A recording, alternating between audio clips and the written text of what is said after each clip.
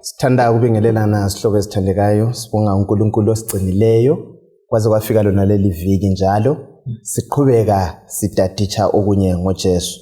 Sihloko esithandekayo, siyalamukela kusona lesi sifundo. Mina engikhulumayo ngoAmos Maforo, ngizanxusa izihloko zami ukuthi labo balibingelele baziveze ngokufanayo. Salibonani babukeli labalaleli, igama lenkosi yethu Jesu, siyabonga njalo ukuhlangana ukukhuluma ngomfundisi Mila Dube. Salibonani bathandekayo ngegama lenkosi yethu Jesu, mina ngingusiboneni Mhlanga. Sanibonani nonke, igama lami nguJack Thulani Moyo, sizavula ngomthandazo khathesi sikhulekene. Baba sezulwini sithanda ukubonga njalo ngethukozo siphelwana lokuthi sizoxoxisana ngelizwi lakho, sicela ukuthi moya wakho engcwele makasithungamele khathesi kupheleni kwakho konke lokhu, sithole ithemba elizwini lakho ngoJesu Kristu ngiyakhuleka, amen. Amen. Siyabonga sibe lohambo luhle kuyona le ikhotha sesimanga emaphethelweni. Kuleli viki sikusfundo sechumi lambili lapho esilesihloko esithathekisayo esithi izandulelwa, lapho esizakhanyela kabanzi amanye ama-passages asembhalweni lapho esifunda khona okuke kwenzakala kusikhombela lokho okuzakwenzakala ikakhulu kuzikhathi zokugcina. Likhumbule izihlobo ukuthi kuleli kota besikhanyele isiprofeti lemifanekiso. So lezi ndatshana esilazo ziyimifanekiso esikhombayo esivezela kucace njalo okuzakwenzakala maduzane. Sibone ukuthi endulo banqobe njani, lathi siyakunqoba ngayiphi indlela. Imbali kaningi babatsho ukuthi imbali iyaphinda ngithi phela. So imbali yasendulo okwakwenzakala kuzaphinda kwenzakala njalo. Kuleli viki sakucela Jack usikhangelele indinyana yethu yokwaziwa ngekhanda bese sikhangela okubili okuthathu okuyokwenzakala embalini. Sifunda ku 2 Timothy 1 verse ngaka 7 ethi yona ngoba uNkulunkulu kasiphanga umoya wobugwala kodwa umoya wamandla lothando kanye lokuzithiba. Mfundisi Dube, indaba le ngani ifuna izibindi le. Esiyakiyo lapho esiyakhona. Kuyini okuzwayo kusihloko sethu leso la kundinyana yokwaziwa ngekhanda? Engaqala ngikukhulume kwabukela balele ukuthi kimi kunguyisele izolo ibandla lisesele ibandla likaThixo lamasala lapho kwakuthiwa indinyana yekhanda yayibanjwa ngabantu. Kunjani? Bese sithi nxa kufika ikoti phela kwenziwe zonke indinyana yekhanda zingu13 bemfisa le isibambe. Right. Ngoba ngani yiye esinika ithemba phakathi kwehambo lesiKristu ngoba ithena uKristu akasinika ngomoya wokwesaba. Sisehambeni esilempikisano khona lesitha.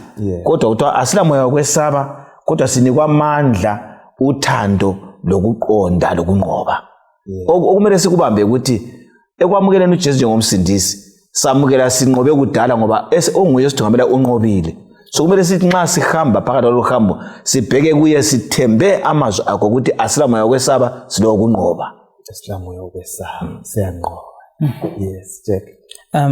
Nazothi nxa ivesi ikhuluma ukuthi uNkulunkulu ayisuyo siphe umoya wokwesaba kodwa umoya sipha wona nxa silungiselela izikhathi lezi esifunda ngazo, umoya wamandla okumela lokho esizahlangana lakho ngesikhathi kuzaqala khona izinto esizafunda ngazo, lothando ukuthi masifunda kumbe sifundisa ngendaba lezi kumele kube lothando phakathi singayethuselani ngoba akuhambelani lo mfanekiso kaNkulunkulu. Njalo okugcina lapha uthi sibe lengqondo ezithanda lokuzithiba, a sound mind ngesikhiwa lapha. Kusho ukuthi masingela sound mind, singela thando, singela mandla, ngani silomoya omunye ongayisiyo. Yes, singagcwala indawo yonke.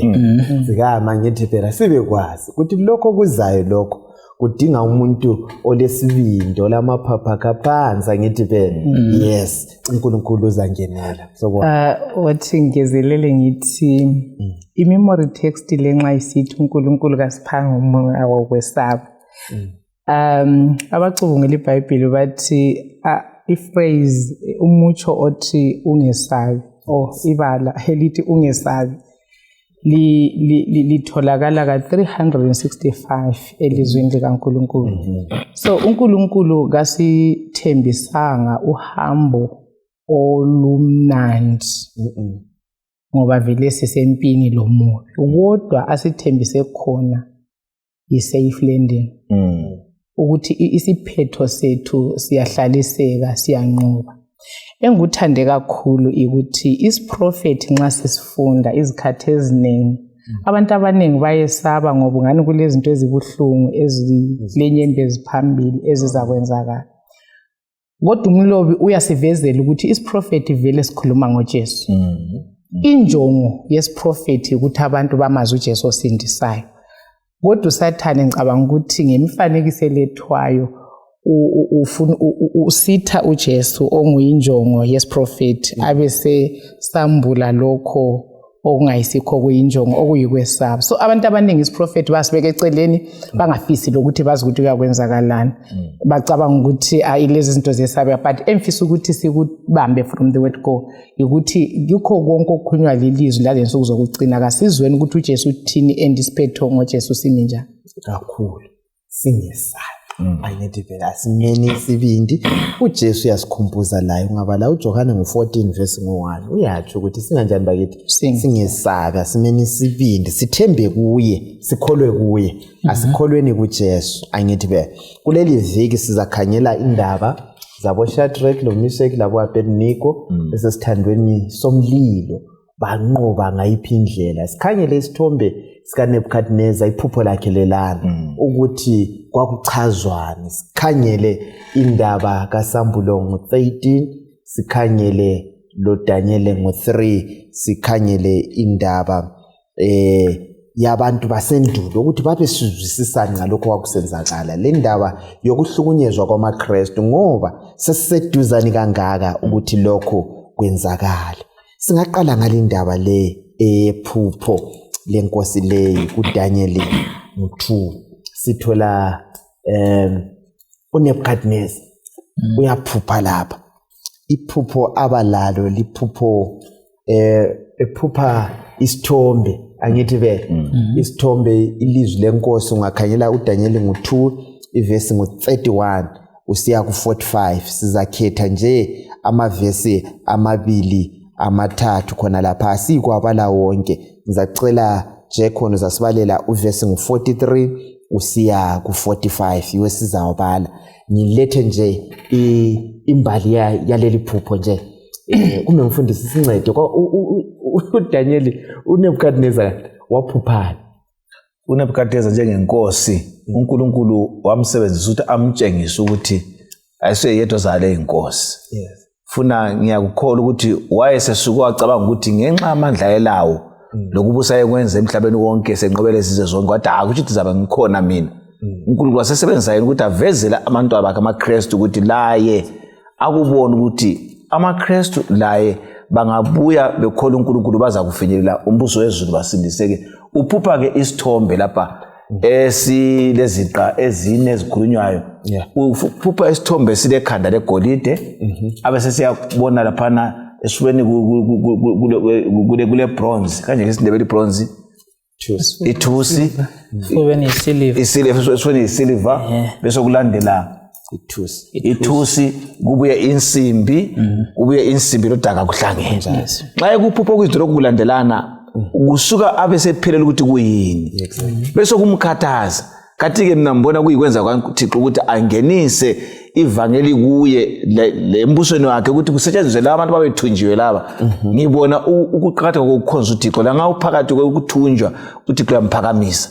uDaniel bayadinga ukuthi bachazele iziphupho ukuthi kwakumeleni. uNkulunkulu wabeseveza imbali yomhlaba wonke esebenzisa inkosi engakhonziyo ukuthi sikwazi ukuthi umhlaba lo usenelise kaNkulunkulu ngoba nxa uchaza konke lo kuyaveza ukuthi umhlaba lo kusukela kuNebukadnezar kuyakhulunywa ukuthi kusiyafika elitshela buyayo lena siyachaya inyawo ezihlangenele kwakusitshoni ngenye indlela umhlaba wonke usenelise kaNkulunkulu kuchaziwe kithi ukuthi siyakuphila njani. Kumele sikukholwe ukuthi uNkulunkulu ngumbusi ngoba ukulethile kwabamgceke ukuthi umhlaba uzaphetha ngalindlela.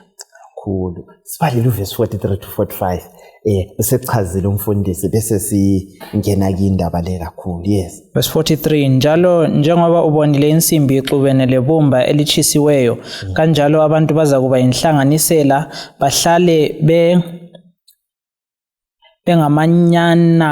bengamanyananga njengoba insimbi ingahlanganile bumba. Ngaleso sikhathi samakhosi lawo uNkulunkulu wasezulwini uzabeka umbuso ongasoze wabhidlizwa lanini njalo ongasoze uchiyelwe abanye abantu.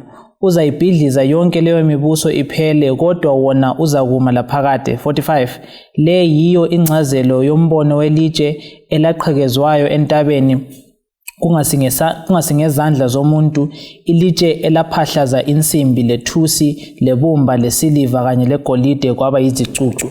Nansi indaba mhlobo wami. Sike siye embalini. Indlela okuchasiswa ngayo. Ibandla likuthethe sebenzisa okuthiwa yi-historicist. Indlela yokuchasisa, yokusebenzisa imbali. Kulenye okuthiwa yi-futurist, ayisiyo siyisebenzisayo. Eqondileyo yokulandela imbali kulandelana. Ungasiphakulela lapha mhlobo ukuthi utholani ikakhulu kuphupho lelo. Lokunye kuke kwenzamkala embalini kuke kwachaza ukuthi akuyi kuhlangana. Ake bazama nxa sibala amavesi lapha ukuthi basebenzise lemichato ukuthi abantu bahlangana impuso leyihlangana. Kuyini esikuthola lapha?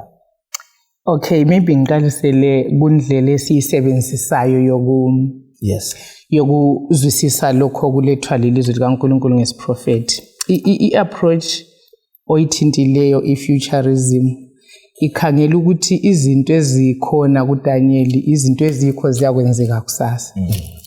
Then kube sokusiba leyinye opposite to that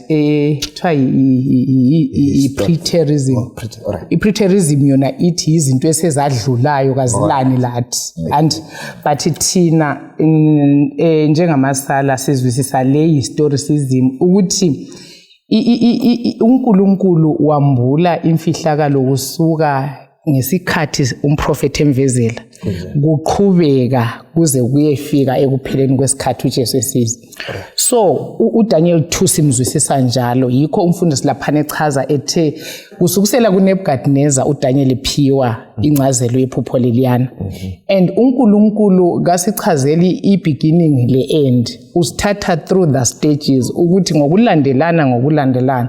Yikho sibona isithombe ekhanda kubuye esifubeni kubuya kuma thighs kubuye kuze kuyegcina. So i-approach yona leyo iyasincedisa ukuthi sizwisise ukuthi khathesi singaphi kwesikhathi.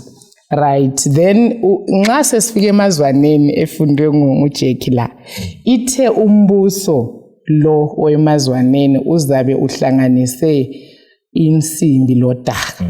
Yasechaza ukuthi khonokho kuthi ukuthi kakusoze kubanjwane, kokubili lokho akubambana. Imbali yasitshela maforo ukuthi umhlaba usuyenze imizamo ethile emningi kakhulu yokuthi umhlaba ubambane ube munye. Inhlanganiso ezifana lama European Union yes, yona leyo uNkulunkulu ama United Nations and so forth. uNkulunkulu ukhulumile elizwini ukuthi imbuso eyahle yayehlukana ngesikhathi iRoman Empire idilika kayisoze iphinde ihlangane futhi. So imizamo yonke ezazama ukuthi kubuyisane lokho kayisoze iphumelele ngoba ilizwi likaNkulunkulu likhulumile.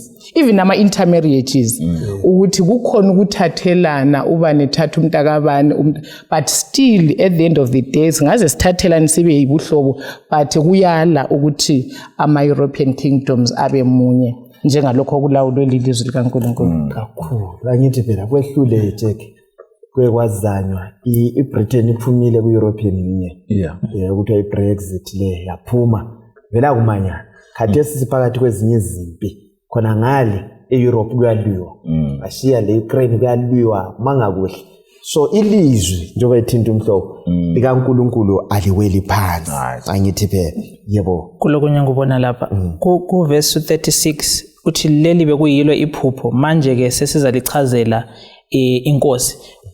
uDaniel indlela akhuluma ngayo ngindlela yomuntu le confidence ngento ayikhulumayo akabuzi ukuthi yilo yini iphupho Nkosi esengiqeda ukupha lona uyamtshela ethi leli yilo angidingi ukuthi uconfirm ukuthi yilo mina leli yilo iphupho lakhona khathe sengutshela incazelo ku 45 then bese khuluma into ephosifana ukuthi uNkulunkulu omkhulu uyitshengisile inkosi okuza kwenzeka ngesikhathi esizayo iphupho liliqiniso lencazelo iqondile angubuzi futhi ngiyakutshela ukuthi iphupho yilo incazelo le ngiyala i-memory text yethu ithi asiphiwanga umoya wokwesaba kodwa siphiwa umoya wamandla lothando lokuzithiba sihle sibone iexample yakhona kuDaniel ukuthi ngoba ulomoya kaNkuluNkulu akayesabi ukuma phambi kwenkosi emtshela ukuthi inkosi ithe kunje number 2 akadeleli inkosi indlela nxa ungafunda kahle indlela akhuluma ngayo lenkosi ayisiyo indlela yokumiyeyisa ukuthi wena wazi lutho wena ukhonza izithombe mana ngutshele umuntu kamanyana but umfaka endaweni yakho ukuthi still uyinkosi ebusayo but umtshela iqiniso ngendlela elothando then ekucineni laphana ngoba ule sound mind akadakwanga izinto zomhlaba uyanelisa ukuthi ezwe inkosi ikhulumisana laye ebese hamba le confidence ukuthi uyakwazi ukuthi lokho ukukhulumayo kuvela enkosini kakhulu ukusinceda ngani uDaniel Thulo ukuthi sizwisise nxa uNkulunkulu wenelisa ukuthi akuqambe ihistoricist le indlela yokuchaza esilethelwe ngumhlola wakuletha ngendlela okuhleleke ngayo sifundani ngoNkulunkulu lakho ukuthi uyayazi kusasa nguyophetha intambo kumele sikufunda ngoNkulunkulu lo ikakhulu sisiye kuphetheni ukuthi kwathutsha idwala kwabuye idwala lelana eladilizayo lacobodisa lesi sithombe kwaba ngumbuso kaJehova kuyini singabe siyakufunda kahle ilizwi likaMlingi uNkulunkulu uIsaiah uthi yena kaliweli phansi kalibuni njengamaluba alright umlimi nxa ekhulumile kuyenzakala esikufunda lapha ukuthi nxa sikholwa kuJesu le Bible silikholwa alright nxa ngibala ngamukele kunjalo ngoba kuzagcwaliseka imbali kaDaniel le ikhona la kumabhuku emhlabeni ukuthi ayihistory kunjalo bayakukodwa kwenzakala nxa uNkulunkulu ekhulume kuDaniel kwenzakala imibuso yalandelana kusele oElije kuzavala kuyini nxa eminye imibuso sikholwa yadlula so ngenye indlela kunye kusiza ngakho ukuthi uJesu yabuya bazalwane akuthandabuzeki ubalalela babukeli nxa kwadlula eminye imibuso sikukholwa uJesu yabuya nanhlala vele ngiphisa ukuthi nxa uJesu lisiya Christmas lisithi wazalwa ukubuya kuyakwehlukana nxa wazalwa so kusincede ukuthi sibe lesiqiniselo sokuthi ubuKristu bethu kasonganekwana into ebambekayo lokuthi asikholweni silamandla ngoba ukithi uNkulunkulu waba lo Daniel wama eBhabhiloni wavezela uNkulunkulu inkosi lathi singama sizavezela umhlaba ukuza kwaJesu kwesibili kakhulu and mina okumangalisayo mfundisi kulokhele kuthintayo ukuthi isiprophet lesithatha isikhathi eside kakhulu okay but nxa uNkulunkulu ekhulumile ukuthi ngemva kwakho Nebukadnezar kuyangena omunye umbuso akulandaba ukuthi kuyathatha isikhathi singana but imbali yasitshela vele ukuthi after iBabylon amaMedes lamaPersian ayinqoba kwehla uAlexander the Great wanqoba kwaqhubeka kunjalo so like you are saying mina ngicabanga even umbuso weRoman Empire wayicha about 600 years ubusa so izulu wangana upheli izulu lithule lithezwi but ilizwi lenkosi lithe ngemva kwalombuso kuyalandela lokho so kusinika njengoba lisitsho isiqiniselo sokuthi uNkulunkulu angakhiphula uthe emlonyeni liyagcwaliseka sinasikhathi ngasebeside njalo hey ake simthembe uNkulunkulu isihlobo esithandekayo angatsho kuyagcwaliseka ake ukhangele nansi inkosi sitsheliwe ukuthi umbuso wakho likhanda usuka yenzeni yena check Daniel chapter 3 yes sir. verse 1 to 12 angiloyisa ukuthi siwabale wonke lana mavesi ngizafisa wenze so wena bala uverse 1 lo 2 verse 1 inkosi uNebukadnezari yenza isithombe segolide saphakama izingalo ezingamachumi aficamunye lobubanzi obuzingalo ezificamunye yasimisa egcekeni laseDura elizweni laseBhabhiloni yasibiza ababusi bezigaba labalisa ababusi bemikhono yelizwe labeluleki ngicela ukuqedisa verses 3. Yes sir. Laba phathi izikhwama, labehluleli, labomantshi kanye lazo zonke izikhulu zezigaba ukuza emkhosini wokubusisa isithombe leso ayesimisile bema phambi kwaso. Right. Nxa uqedisa ungabala up to verse 12 imbali iyasitshela indatshana ekhona kwachaya uphondo kwachaya amacaco bonke ababesizwa lesi kwakumele kukhonzwa ngithi Yes, sir. ngisafuna last ke sikhangele isithombe lesi sisikhumbuzani lama dimensions la akhulunywayo kuyini okusikhumbuzayo kwakuqala nanku kuyini esikuthola la inkosi itshela ukuthi wena ulikhanda legolide isithombe lesi senziwe ngani kusukela ekhanda kusenyaweni ngegolide kutshowe inkosi yalo kwamukela ukuthi uNkulunkulu ukhona ezulwini yaphila njalo ukuthi umbuso wakhe ungaphela right ngenxa yokubona ukuthi nguye wayenqobile umhlaba wonke. Yes. Abantu bonke bemgobela bemkhonza bemenza yena. So wayesengenelwe ukuzigqaja lokuzithanda lokuthi akulamuntu onganqoba. Wasethi uNkulunkulu njengoba thena mina yimi igolide futhi igolide ngesikwemba phansi okuqhakathekileyo. Ngile ngamanye amatshe aligugu. Wathi kuthi uthi mavele akulo ngangidlula. Wathi ke ngenza igolide usuke kana kusiye emazwane ukuze ngingapheli umbuso wami ungapheli uhlala ukhona. Okunye sikufunda ingqondo yesithi yobutha loNkulunkulu. Ukuthi uNkulunkulu ekhulumile uSathane vele uyaphikisa. Wangena kunebukhali waphikisa ngizama lawo umbuso wakho uhlala naphakade. Lathi sinjalo. Umlimi uyakhuluma ukuthi lingenzi lokho senze. Igcinani lokho sale sifundisa ukuthi umlimi akukhulumileyo njengesindebeleni ilizwi lomdala weliphansi ungaliphikisa ngamabhadi. Yiko sesonweni uAdam waphikisa wadla isihlahla sangena ezonweni. Hey, umzimba wonke usuligoli. Uyazi amazwi asenzi la azangikhumbuza okukandoda lwana Ezekiel ngo28 lo Isaya ngo14. Ya indaba yepride yona le. Ukuthi hayi mina ngiyindaba. Lokufuna ukuthi kukhonzwe mina. Alright, mina ndifuna ukukuthinta ukuthi asikhangelenini ukuthi uNebukadnezar wayesebele encounter loNkulunkulu wayeseke waba amazi uNkulunkulu ngenye indlela oDaniel bese Babylon. Number 1, asikhumbuleni kuDaniel chapter 1. Vele isimanga sokuthi oDaniel labangani bakhe bebe 10 times wiser. Kona lokhana kodwa kwakutshela ukuthi uNkulunkulu waboDaniel asoNkulunkulu omncane. Number 2, uDaniel nxa esemchazela iphupho lokho sikhuluma ngakho. Uverse 46 lo verse 47 uthiwa wathi shuwa ngeqiniso uNkulunkulu wakho uNkulunkulu waboNkulunkulu. So how come? So usesala njani? Ngoba ngithe ngifunda kuthiwe kwacha 20 years in between ukuchazwa kwesithombe le sarcasm esedura. Ngicabanga ukuthi la for 20 years la wayesabindana lengcazelo umcabango omunye umcabango usithi yeke kodwa uDaniel uqinisile omunye usithi hayi but wena khangela ukuthi unganani. So sibona yikumelana loNkulunkulu okujongile and kufuqwa iyona le indaba oyichoyo ipride yeyamfuqayo ngoba uyakwazi ukuthi uNkulunkulu uNkulunkulu but uyala. Right. Yes. Siyabonga kakhulu mhlobo. Kanengi sikwazi sala sikwazi uLucifer wayekwazi imboni nguyendalile kodwa wathi ezikhangela wazibona ingcono athi hayi lokho akukhambi ngendlela yebo. Ngezelela ku point kamama vele ngazathi umuntu uthanda ukufunda the hard way.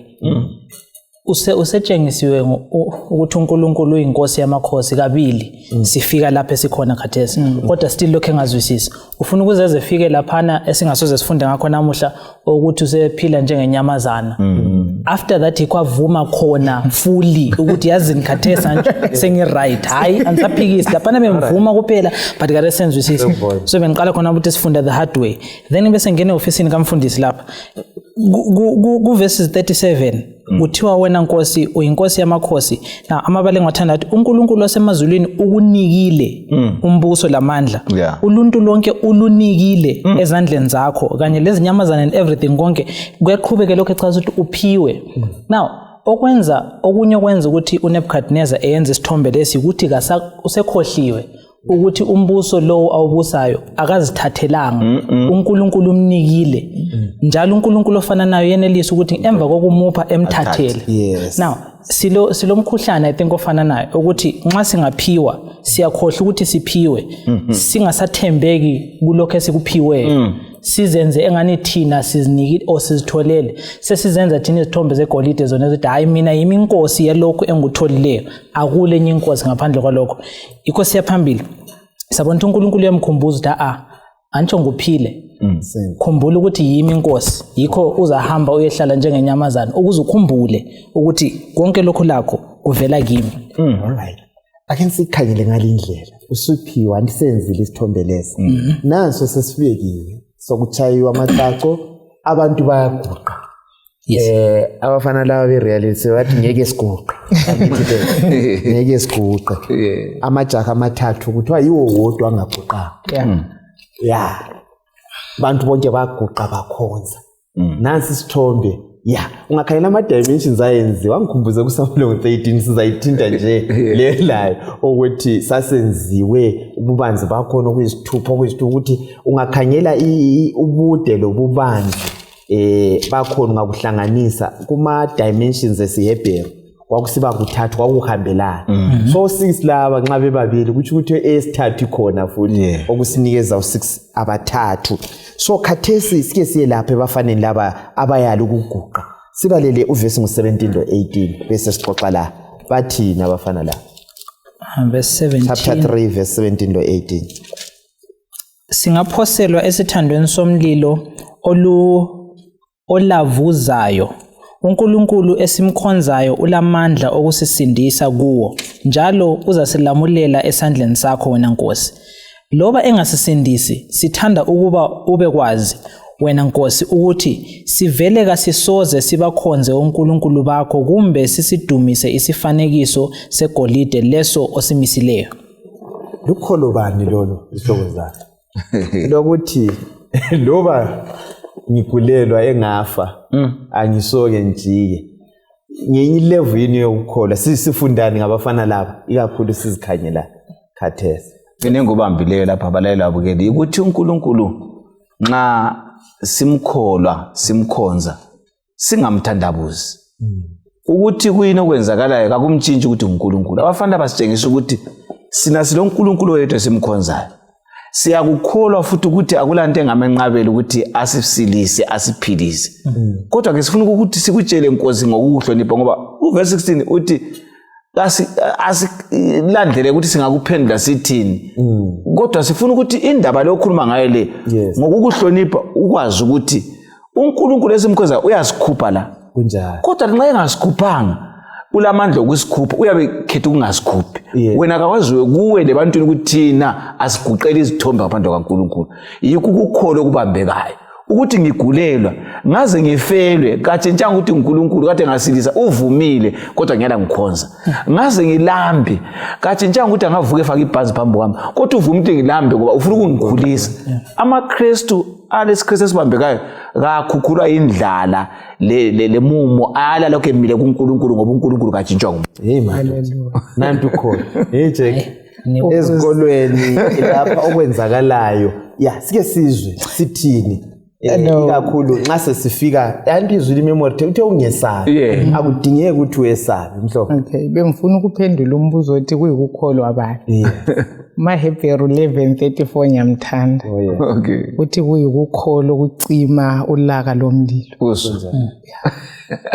Ngoko nokukholwa kwangikhona enguzwisisayo ukuthi abafana laba kabazange baqalisa ukuma loNkulunkulu sebefika ku crisis.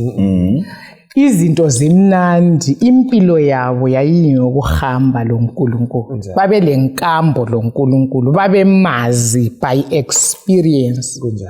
Yake ngibone enye ingozi esilayo njengamaKristu ukuthi ezintweni ezincane so siyehluleka ukuhamba loNkulunkulu. Siyehluleka ukumlalela uNkulunkulu.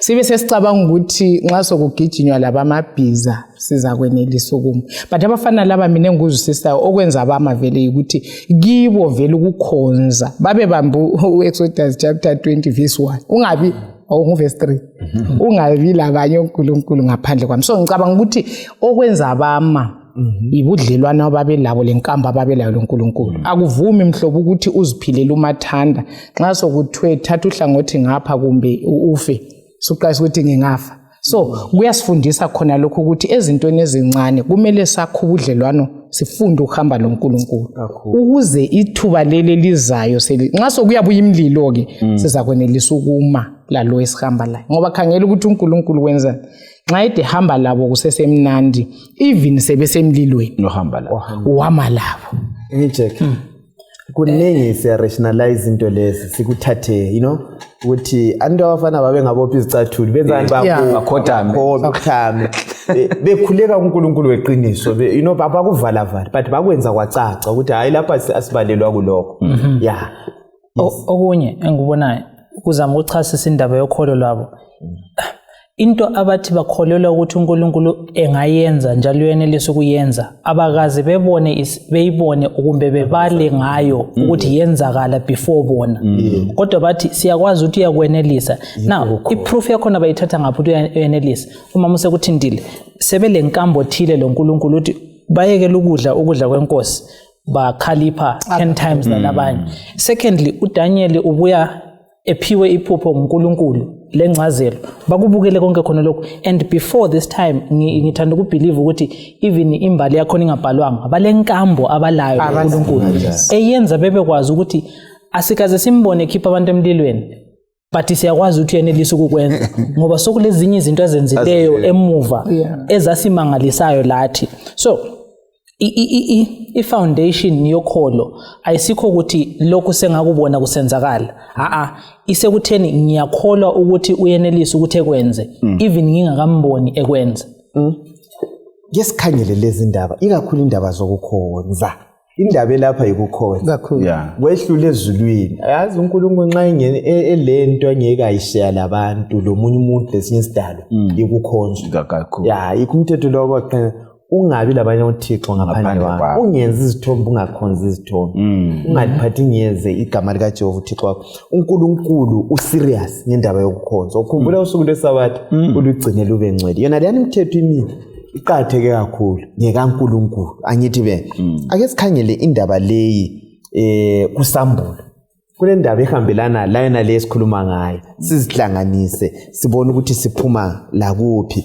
uSambulo ngo13 ivesi ngu11 mseya ku17 verse 11.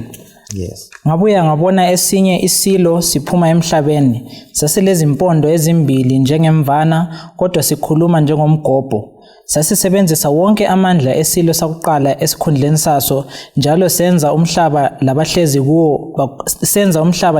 kuwo bakhonze isilo sakuqala esinxeba laso elibubulayo eselapholayo njalo senza izibonakaliso ezinkulu lezimangalisayo kanye lokwenza ukuthi umlilo wehlele phansi usuka ezulwini usiza emhlabeni abantu bezibonela. Ngenxa yezibonakaliso saphiwa amandla okumela isilo sakuqala sakhohlisa abahlezi emhlabeni sabalaya ukuba bamise isifanekiso sokuhlonipha isilo esalinyazwa ngenkemba kodwa saphila. Saphiwa amandla okuba isifanekiso sesilo sakuqala sisinike umphefumulo ukuze sikhulume njalo sibangele ukuthi bonke abalayo ukukhonza isifanekiso babulawe. Njalo sabamba abantu bonke ngamandla abancane labakhulu abanothileyo labayanga abakhululekileyo kanye lezigqili ukuba babekwe uphawu ezandleni zabo zokudla loba emabunzini abo. Verse 17 ukuze angabi khona ozathenga kumbe athengise ngaphandle kokuba elophawu lolo olulibizo lesilo leso loba inombolo yebizo laso. Sike sincedisane la ukuchasisa lesi siprofeti lokho kuza kwenzakala sokwenzakala yini kumbe into esizakwenzakala le kuhamba njani la. Umlobi usicacela kuhle lo mlobi weBhayibheli lapho ukuthi yes sifunde ngabafana abathathu la indlela abamangayo lapha sesitshelwa ngokuthi kulesilo esivelayo esiyabuya siletha amandla afana nayo obafana kwakuyikwandulela okuzakwenza so kukhulunywa ngokuthi uchapter 13 isilo singabuyela kumbali Exactly. isilo siyasazi ipurpose ukuthi inyuke njani yenza njani umsebenzi yaba khona kodwa ke ukuphethwa komhlaba lokho kungabi khona amandla esilo lesilokho ekhona lanokucindezela kokukhonzwa kaNkuluNkulu siyakwazi balaleli babukela ukuthi indaba yokukhonza ngesonto yaqalizwa ipurpose yayivela ingekho umlimi ufakile isabatha ngoba lesuku lakho lokukhutha ukukhonze ngalo kwase kufaka isonto so amandla la okukhonzwa kwesilo afuna ukufitizela ukuthi kukhonzwe ngosuku lwakuqala eviki ukuze kudilizwe ukukhonza uNkulunkulu owadalizo lomhlaba ovezwa lisuku lesabatha okungiyingxenye yomthetho lijuma siyabonga kakhulu mina engibuzayo sorry Mafora ukuthi mfundisi la uthi ukuthi silama images silemfanekiso embili omunye uliteral owabo Daniel kwakungumfanekiso edura sibonakala isithombe kodwa ekucineni kwesikhathi sile spiritual image umhlaba ozafanele ukuthi uyikhothamele umhlaba wonke so indaba still ngeyokukhonza iissue lapha ngeyokukhonza yikho kunye ngikuthole ukuthi ekucineni kwesikhathi ispiritual Babylon leyi yiyo ezakwenza ukuthi uNkulunkulu ahlubule abantu balandele lesisilo and so siqathanisa ukukhonzwa kukaNkulunkulu njengoba sithe abafana abantu bamele uNkulunkulu ngalo umhlaba wonke ukhothamela isithombe so kuthi ukuthi even ekucineni kwesikhathi umhlaba uyaba divided into two groups abazakhonza uNkulunkulu ngentando yakhe njengoba lithintile la ngesabatha labazalandela usathane esebenzisa abantu ebeka umthetho wakhe ukumelana loNkulunkulu so ngibona kule challenge eyokuthi ipenalty ye death iyabuya kunjalo izabuya ukuthi wonke ongakhothamanga kufanele ukuthi ngoba kuthwe lapha kuthwe lapha is causing both small and bonke abantu abakwehluleka bazafanele babulawe so ngibona iparallelism ukuhambelana kwesiprophet lesiyane sivele kuDaniel sizositshengisa ukuthi ekucineni kuya kumanja but engutha yes even imhlobo unumber 6 ngithe ngifunda uthe ekaNkulunkulu inamba ngu7 ivele kuphelela but eyomuntu ngiyithandile ithe umuntu wadalwa ngoday 6 so inamba yomuntu ngu6 ekaNkulunkulu ngu7 ibisisinika futhi lokuthi uyananzelela abantu ababaliwe lapha bangu6 kuverse 18 kuverse 16 ngiyithandile ithe abancane labakhulu 2 abanothileyo labampo 4 ama-slaves labakhululekileyo so iyalandelela uNkulunkulu kikho konke esivezela ukuthi lokhu ngokomuntu but kuzadinga ukuthi abantu bathathe istand loNkulunkulu kakhulu so zihlobo zami indaba isekukhonzeni angithi phela nxa singasakhonzanga uNkulunkulu weqiniso isiphetho sethu vele yikuwo singakhonza isilo futhi sivele sizakufa angithi phela so khathesi asambeni noNkulunkulu ungangcono ufe okwakhathesi angithi phela ukulala angithi phela kulovuko yikho imemory text lokho semvo ithe abantu kabamisi ungesala lapho siyakhona lo bengasasikhululanga sithandekayo asimeni isibindi yebo nanza uthi kulento ngesikhathi emotional reasoning ukuthi uyenza isinqumo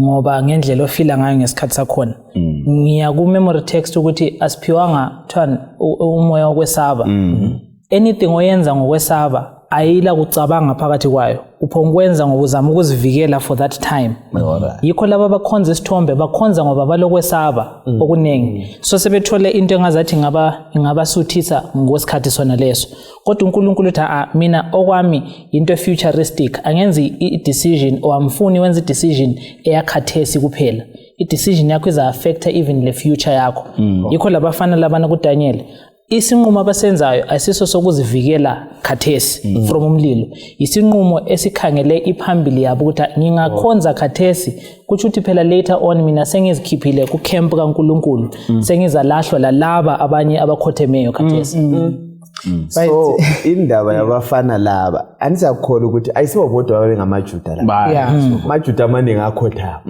Kodwa abafana bathe okangakhaya thina siqali lokho ayisikho esafuna. Yeah, no, bengifuna ukubuza ukuthi sithini ngoquqaba lwamaKristu. Yes.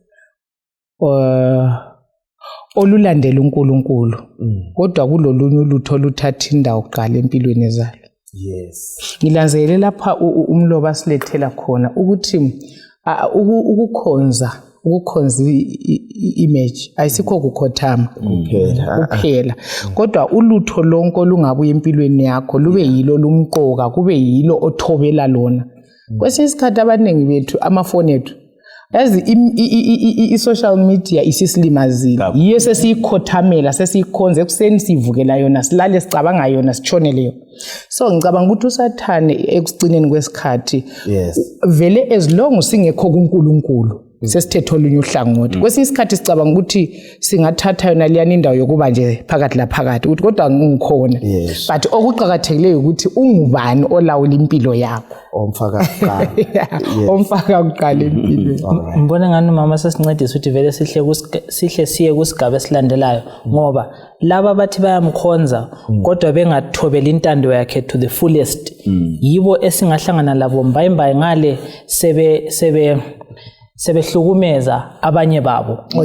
Nxa ufunda mbona ku Acts lapha sizayifunda kuthiwa nxa kupersecutwa oPeter labo Jacobe kulabanye abakhonza uNkulunkulu abathokozayo ngakho kunjani ngabamkhonzayo kodwa abamlandeli ngokuphelela. Ngiyabonga kakhulu. So mbona sizaya kukho but bengithi sihle sikuhlanganisa. Right asihle singene yikho phela Matthew 2:30 uJesu sithi ongabuthi lami uyachitha. Singaba senkonzweni bathandekayo babukela abalaleli singaba bizwa ngegama lika Kristu kodwa nxa singayenza intando kaNkulunkulu siyachitha. Ukuthi mina ngibhaphathiziwe kodwa ngileso nengisiphilayo ngiyachitha ngoba kangihambi laye. Ohamba lo Jesu uhamba emgwaqweni kaJesu kawungeni isono. So lapha sikhulekeleni ukuthi singabi ngabakhothamela izithombe ngento ezincane. Into engiyithandile ukudlula uNkulunkulu siyizithombe sami. Nxa ngathi mina ukufunda ngesabatha ngizakwenza kuphela umnyaka owodwa ngathola isithupha sembele sabatheni ngikhothamile khonapha ngoba umlimi utheka kugcinisa abathi akula ukuthi kulokufunda phambi kwakho. Umlimi kasisize sisiyaphambili angithi bese ukuthi izinto ezincane zona lezi sizibona izinto ezincane uthi ayakulandaba yaphutsha siqaphele asikhangele uActs 12 iverse 1 usiya ku17 asikwabala wonke lana amavesi kodwa indaba ekhona laphana indaba sukuyithinta Jack yokukhonza angithi vele sifike esigabeni lapho uHerod uyaqala ukuhlukumeza amaKristu vele ababehlukumeza amaKristu ngabanye ababekholwa the religious groups that were there angithi vele bethi ayisiyo indlela yokwemela ukukhonzwe ngayo base bevumelana loHerod kuthiwa wabulala uJacob esebulela uJacob wabona ukuthi amaJuda kuyabathabisa lokho wasebopha ubani futhi uPetro wamfaka entilongweni lo sequnywe ikhanda ake sikhangele indaba leyi ukuthi ihambelana njani kakhulu ngensuku lezi zokugcina indaba yokuhlukunyezwa eku-Acts chapter 12 verse 1 to 17. Kungathi kwakuyisona lesi isikhathi lapho inkosi uHerod yabopha abanye ababengabebandla eqonde ukubahlukumeza. Wabulalisa uJacobe umfowabo kaJohane ngenkemba wathi ngokubona ukuthi lokho kwakuthabisa abaJuda wabopha njalo loPetro. Lokho kwenzakala ngezinsuku zomkhosi wesinkwa esingela mvubelo. Esembophile wamphosela entolongweni wamnikela ukuba alindwe ngamaqula 4 amabutho ngalinye lilamabutho 4. uHerodi wayefuna ukuthi ngemuva kwePhasika amkhuphele obala athonisiswe phambi kwabantu. Right, singama khona pha indaba esijwayele. Singayibala ngemakhaya sefika ku verse 17. Nango ubhothi kuthiwa babe ngu16 angithi phela botsho yiyo indawo ethathekile kodwa wayelele ekhona abantu so ake sichasise lapha sisifundani kakhulu indaba leyo kungesabi lingayikhohlwa ukuthi asinika umoya wokwesaba sesihlukunyezwa isikhathi leso siyeza babukela labalaleli lapha siyakho lapha abantu baza kuhlukunyezwa khona abanye bazakufa abanye bazakuphepha njengenkulumo yabafana ukuthi hayi we are not careful hayi ukuthi sikuphendula nje ulamandla okusikhulula angakhethi ukungasikhululi akithi phela ilevel yokukholwa mfowethu mina ngithe ngiyibala ngathi inkosi ngiyayibonga right ngoba kulezi ehlakalo empilweni ngathi kathi why ngingangena lapha mara semboni lapha uNkulunkulu uthi James yena ngizakuvumela ufe Peter ngifuna uphile right indaba yokuphila ikuNkulunkulu mina kwami ukukholwa uThixo ngimkhonze indlela yami uyayazi yahamba engikufunda lapha ukuthi uNkulunkulu nguyophethe impilo nguyophethe intambo so ngingahlutshwa ngumumo engene kuwo ngoba nguThixo kwazi ukuthi ngidlula ngapi ngiyaphetha ukwakhuluma inkulumo ebuhlungu ukuthi qinisele ukuthi ngaze ngeke ukhonze uNkulunkulu zakufa ngaze umkhonze zakufa kodwa kuya ukuthi ufele kuba ngoba uPeter wabakwazi ukuthi uNkulunkulu kumele ngimkhonze lo James uJames wafika waqunywa uPeter wayekwazi ukuthi uJames uqunyiwe waqhubeka lokho ekhonza uNkulunkulu bambopha la wasesiyakhuleka enkosi engufunda lapha ukuthi endabeni zokukholwa uThixo balela babukele kulokuhlukunyezwa ukahlukunyezwa izitha ezingale ezingakhonziyo labakhonzayo kuyaba izitha futhi zikaNkulunkulu abanye bakho bangakuhlukumeza kumhlukumeza ngabantu bangakhonziyo kodwa ekucineni mani sibindi ngoba banqoba labantu laba uJames wanqoba ngoba wafela kuthi uNkulunkulu lo Peter wanqoba ngoba wakhutshwa kwaba intshumayelo kithi esiqinisayo kakhulu yes uPetro mntwayitsheli uthi wena uzakufa ngaliphi indlela bakithi ubizo lwesikristu yikuzokufa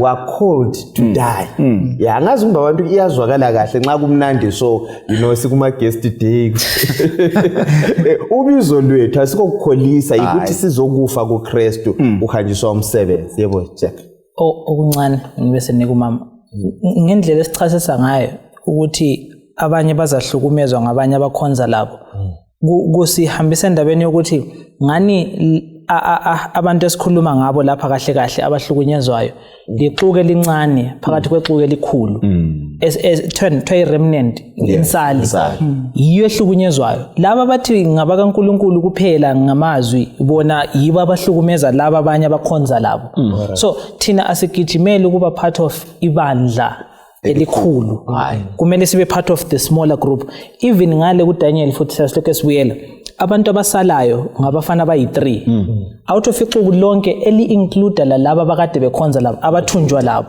okumele ngabe bama bonke kodwa sibona a small group isala laphana kube yihlukunyezwayo so thina kumele siphile ngendlela esenza sibe part of ixuku elincane kakhulu mhlobo no bengifuna ukuthi ukuthi uPeter nyakhola ukuthi la okwamenza walala wajumeka ukuthi wayemaza amkhonzayo wayebele nkambo uPetro anti siyakhumbula kwapi kuJesu yes kodwa after that uPetro ephendukile wahamba loJesu kangaka even iexperience yabo bethethela umoya oyingcwele uPetro simbona chumayela ivangeli ku-forefront yokuchumayela ivangeli mana ngithinta ukuthi umpostoli Paul bhayela uTimothy ethi bonke abazafuna ukuyiphila impilo engcwele bazadlule kuhlukuluzweni why ngoba usathane uzondile usathana akulathole umzondisayo mfundisi ngaphandle komuntu omeke lo uNkulunkulu waqinisa ngoba ithi usathane wathukuthelela laba abagcina umlayo kaNkulunkulu befakazela uJesu so usathane kalandaba le hypocrisy le profession singaze sithi singamaKristu as long singamthobeli uNkulunkulu vele uyakwazi ukuthi we are not a threat but okumenza avukulaka ukuthi sime lo uNkulunkulu siqinisile bese mbuzo umbuzo ukuthi kungani khathesi sizikhonzela kumnandi somfundisi akula persecution akula right umlobi kaGreat Controversy uthi okwenza ukuthi usathana ulaka lungabonakali emaKristwini ukuthi amaKristu asesukile kuNkulunkulu afanisa alingisa umhlaba so singavele siphume emhlabeni sicaca ukuthi simi lo uNkulunkulu usathana uyavukulaka aqalisa ukusibulala so kodwa omayo mina engikholwayo ngulowo omazi uNkulunkulu 1v1 ngeexperience ayikhona siliqembu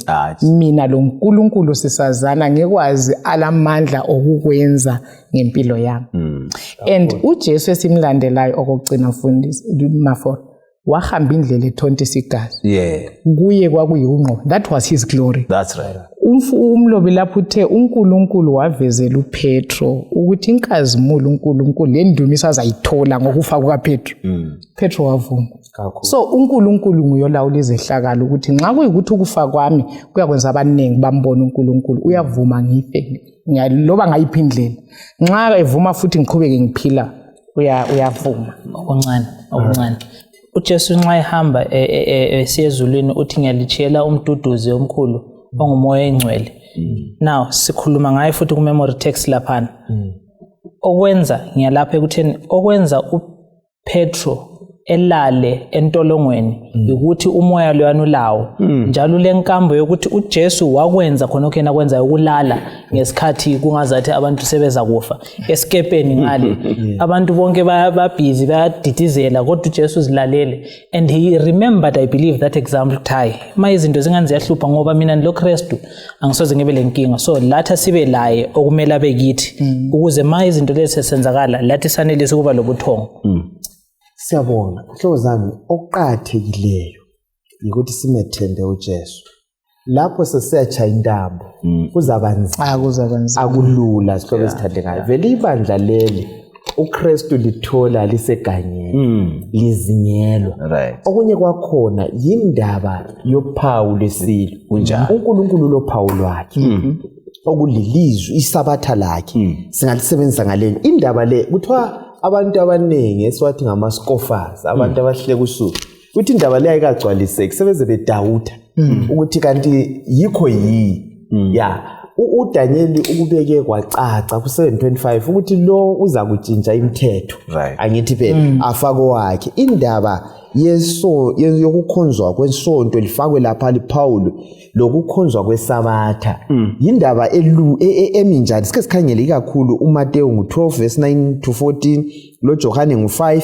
iverse ngo1-16 sithola uJesu egcina isabatha indlela usilisa abantu ngesabatha ngithi phela bese bemsola befune ukumhlukumeza anti wonke kusukela nga ukugcinwa ukuqotho kwesabatha kubangela ukuthi kube lokuhlukunyezwa utshilo mhlobo ukuthi okunye okwenza kathesi ngabe lokuhlukunyezwa akukakhanya angazi ukuthi mfundisi utholeni ikakhulu lapha sikhangele indaba yophawu lesilo indaba yesabatha ngibamba lemcabango ka Mr Mhlanga laphana liqiniso ngendlela esisiyenza ngayo thina esithi ngamasabatha angeke kube ipersecution ngoba abayithi bona bangamasala akhona uyafica umntwana ohanjiswa esikolo ngesabatha ubaba uyabe siyahlabela ingoma echechi umntwana uyafunda laye ayenza ikhosi ngenxa ukuthi test ibhalwa ngesabatha aphume esiyabhala umhloliso ngesabatha kodwa engumsala bazalwane yikho sokubangela ukuthi umoya kaThixo unganika ukho ukuthi uvumele ukuthi ube le persecution abantu bagoqe esiyekhaya ezulwini ngenxa ukuthi indaba yesabatha le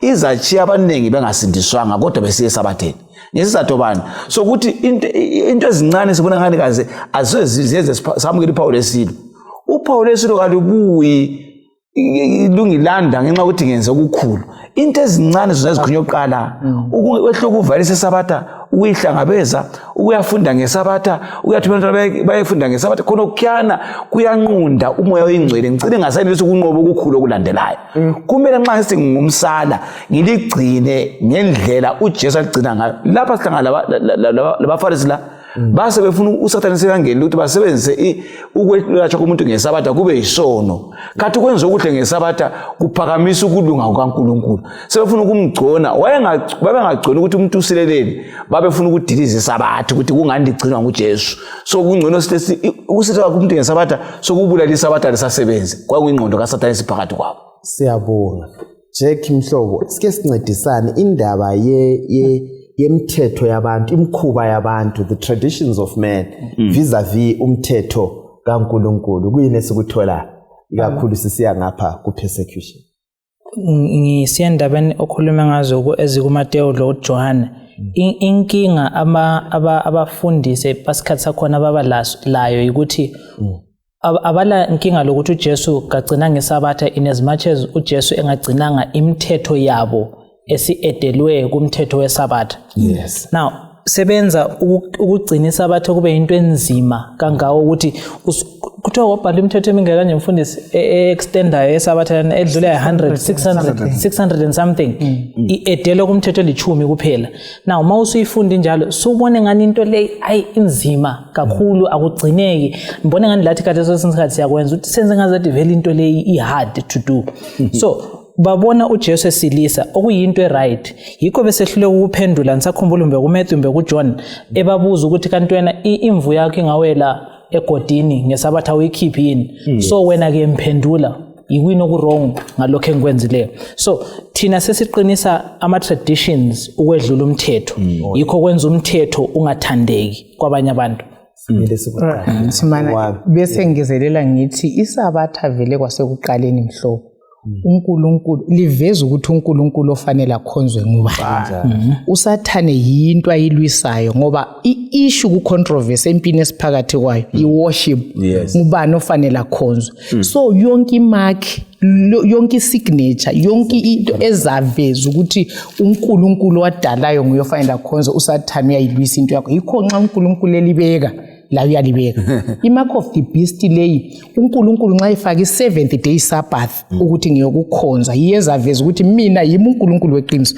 uSathane laye ule mark yakhe eyisandi ule ndlela yakhe yokuthi amelane loNkulunkulu. So umhlaba ekupheleni kwesikhathi uma enhlangothini ezimbili sikhonza uNkulunkulu wadalayo kumbe sikhonza omubi ngendlela yakhe athi kukhonzwe ngayo. So kumele siqaphele kakhulu ekukhonzeni ukuthi ngubani kahle kahle esimlandelayo. And isabatha kayisoyo asomthwalo ingeyokukhulula abantu. Yikho uNkulunkulu ayekutsho ukuthi isabatha ngeyokuveza ngilanda ukuzokhulula khonapha abantu ngoba yimi inkosi yesabatha. Otherwise lathi sesinjalo ukuthi sicabanga ukuthi singayekela lokhu singayenzi lokhu singabambi kube ngumthwalo and uSathane sibuyela kuye esithi umthetho kaNkulunkulu awugcineki ngoba ungumthwalo. So uyabe siprovela kuNkulunkulu kange labo kuyabehlula. So kumele sime lo uNkulunkulu sivume ukuyithobela intando yakhe ngokuphelela.